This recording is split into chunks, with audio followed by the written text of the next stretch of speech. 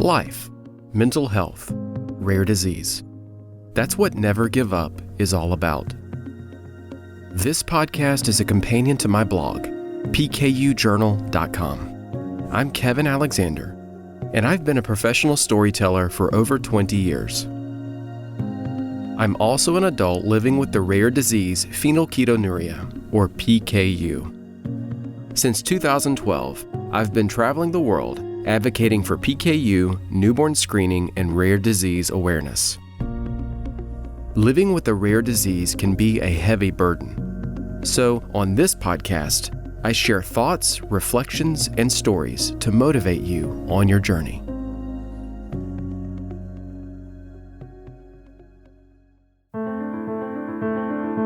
The rare disease life is a lonely life. The isolation you feel can be overwhelming. I can only speak from my experience as someone who grew up with a rare disease. I recognize that many in the rare disease community are parents and caregivers. Others weren't diagnosed until later in life, after enduring their diagnostic odyssey. But I think there are universal themes that affect us all. PKU was the first rare disease detected through newborn screening. The treatments have been around for a long time, and so many of us are now adults, thriving in our lives and careers. I want to see the same story happen with other rare diseases. Yes, we still have our challenges in the PKU community, especially getting access to our prescribed medications. But PKU is on the recommended uniform screening panel for newborn screening. There are established treatments, a variety of medications, and children grow up, become adults, and live their lives despite the daily grind of managing this rare disease. That, to me, is a successful progression of treatment and care of a rare disease. Our work isn't finished. We are fighting hard for equal access to the established treatments and medications, and we are determined to find a cure. But we have made a lot of progress, and everyone in the rare disease community, everyone, deserves that same chance.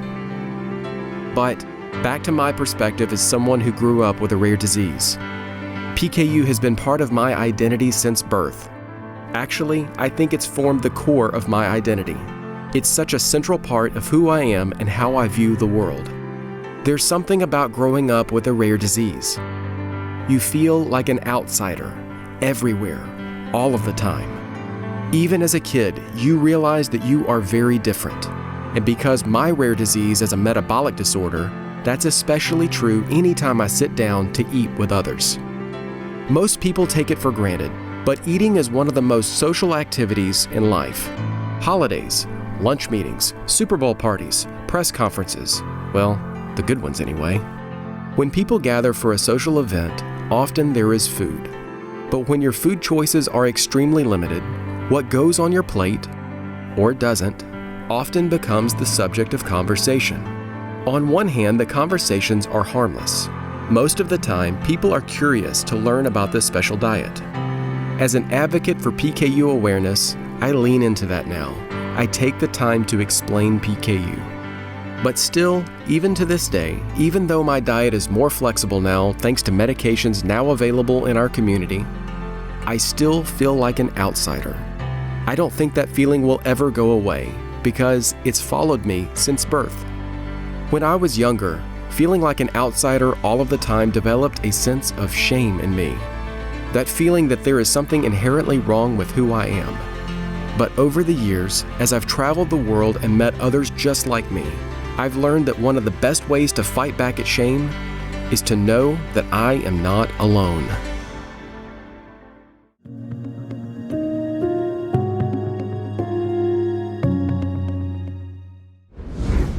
May is PKU Awareness Month, so I want to share more about my rare disease. PKU is a metabolic disorder that affects about 1 in 20,000 people. I have an enzyme in my liver that cannot properly metabolize protein. If PKU is not diagnosed immediately after birth, it can lead to irreversible brain damage. There are a few treatments available now, but for most people, this means a lifelong low-protein diet combined with daily consumption of a medical drink full of nutrients we can't consume in natural natural food. Most people without PKU can eat about 50 to 60 grams of protein per day. However, many with PKU are restricted to 4 to 8 grams. As a point of reference, one slice of bread is 4 grams. Many also have to eat specially created foods modified to be low in protein, and we have to count and track everything we eat. While treatments have evolved, not everyone responds to them, so the low-protein diet is still the foundation of treatment. Access to medical treatments is one of the most important issues affecting the PKU community right now.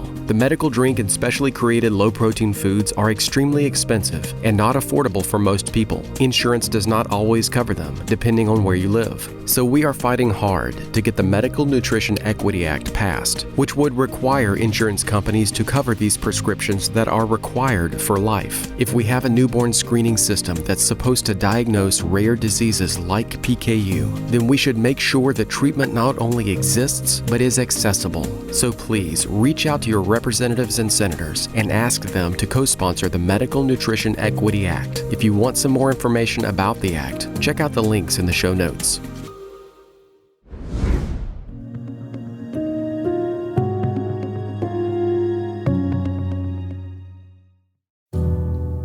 I was nervous. I had never given a speech before. And now, here I was, preparing to speak about my rare disease, PKU. I was in middle school, and for some reason, my elective was public speaking. Whose bright idea was that? At the time, I would rather have jumped out of a moving car than speak in public. I was a shy kid. Most of the time, I was in my own little world. I'd rather daydream about being Luke Skywalker or Indiana Jones than do, well, just about anything. I loved stories, but especially, I loved movies. No matter what movie I watched, afterward I would want to act it out. I mean, who wants to watch Batman when you can just be Batman? But as I got older, life started to chip away at that spark. Because, as I got older, the differences between me and others, because of my rare disease, became very evident. And so, I found myself, this shy kid with a growing lack of confidence, preparing to speak about something I should have been extremely confident about. Something I've lived with since birth. Something I'll carry with me for the rest of my life.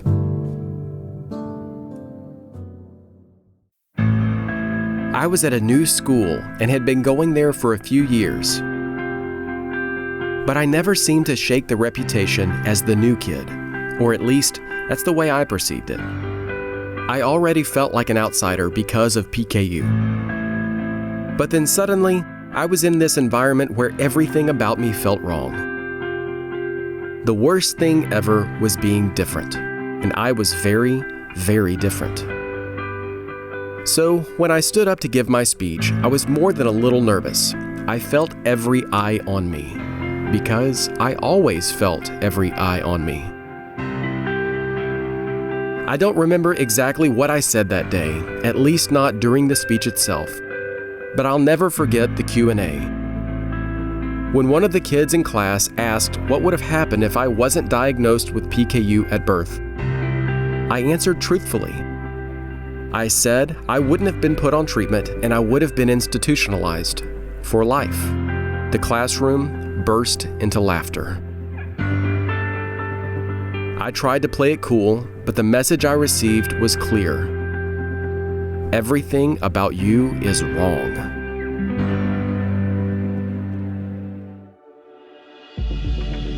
Of course, now I look back on that event 30 years later with a different perspective. Often, people don't know how to accept those who are different. That's not the way things should be, but it's the way they are. And they were just kids. I'm sure they have no memory of that event, but clearly, that moment has stuck with me.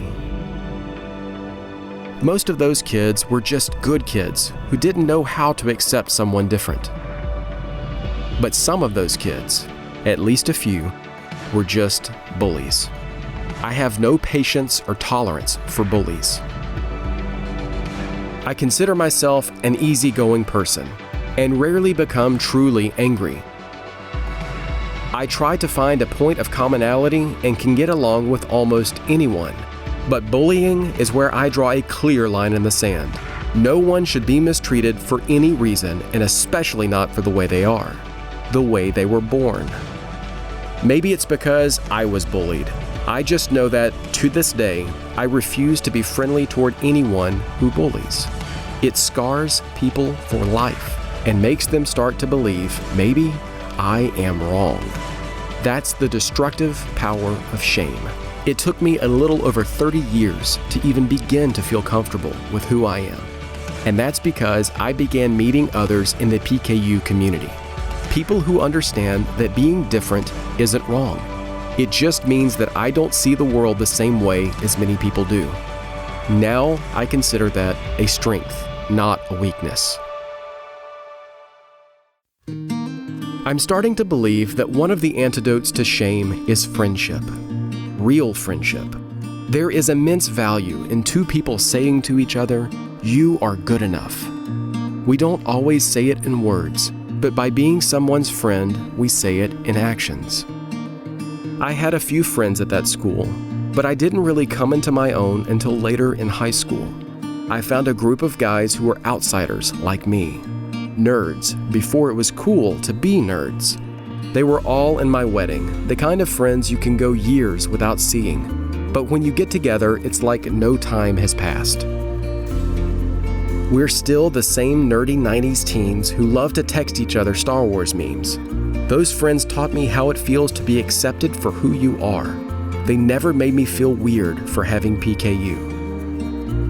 Everyone has a thing, and PKU is just my thing. But there was one thing I was still missing. I didn't know anyone else with PKU. Living with PKU, or any rare disease for that matter, was a different experience before social media. My parents were completely isolated in their experience of raising a child with PKU. We only knew of one other family, and they were happy going it alone. So I knew no one affected by PKU. Until one day when I went to genetics clinic and struck up a conversation with someone. She was the mom to a 5-year-old boy with PKU. He was the first person I ever met who shared my rare disease. When I produced a short documentary about my life with PKU, I interviewed them both. After I posted my PKU life to YouTube, I connected with others affected by PKU on Facebook. And for the first time in my life, I talked with other people who got it. It didn't matter that I was in the US and they were in the UK or Australia or Italy or Brazil or Russia. Our specific circumstances might be different, like how much protein we could consume or the way we approached treatment. But there was a common thread of loneliness. We had grown up or raised kids in social isolation, and now social media was just beginning to take off. And for the first time in our lives, we didn't feel alone. Invitations to speak at events around the world came in, and I began meeting others in person, and that was a totally different experience. I think all of us, after COVID, now understand the value of in-person, face-to-face conversations. I don't think I'll ever take that for granted again.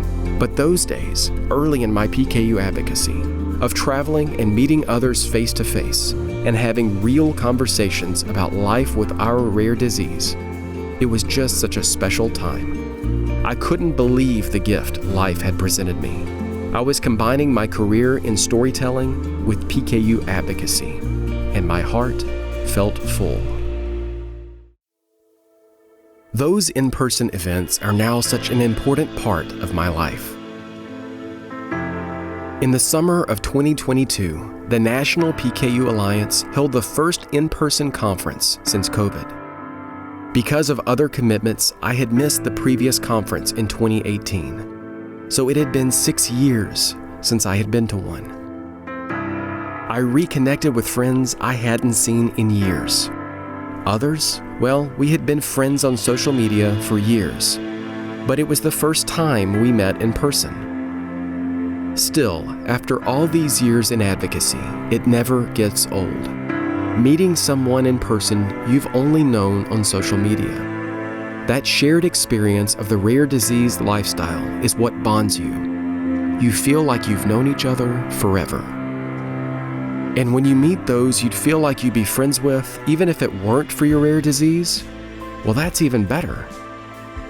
The friendships I've made in the PKU community are now some of my most cherished friendships. We all face the same fight every day against a rare disease we'll carry for life. We all understand the isolation, and many of us are involved in PKU, newborn screening, and rare disease advocacy. I'm learning that it's those friendships, those relationships with people who get it. That is how I fight back against shame.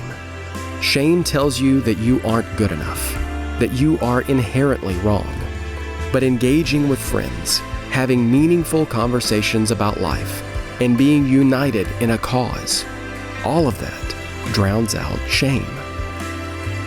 By being in relationships with others, by no longer being isolated from the rest of the world, you slowly begin to realize, I am good enough. My uniqueness is a strength. I have something valuable to contribute to the world. Sometimes, all we need is someone to believe in us and someone else to believe in.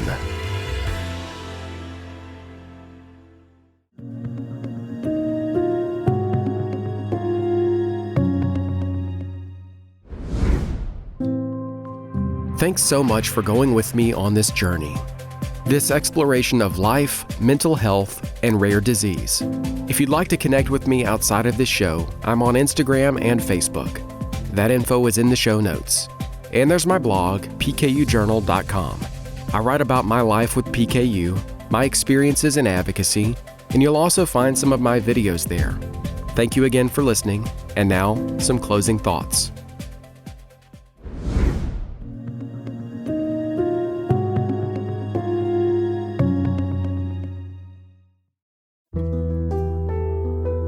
My friends are the most precious thing in the world to me. That may sound like a cheap cliche, but it's true. When I worked in the field as a TV photojournalist, I saw many people in pain. I saw a lot of death. Over and over and over. After a while, you get numb to it. But I was always terrified that it would be someone I knew. So I started worrying about my friends and family. Constantly. I still do to this day. I worry about my friends all of the time, their health, their safety. Something big happens in LA or New York, Houston, Chicago, wherever, any city, big or small. Immediately, I think about who I know there and if they are okay. I care deeply about my friends because I've seen people die, couldn't do anything about it, and so now I just want to know that my friends are okay. That, at the very least, they know that I value our friendship. The greatest compliment I can ever give to someone is to call them my friend.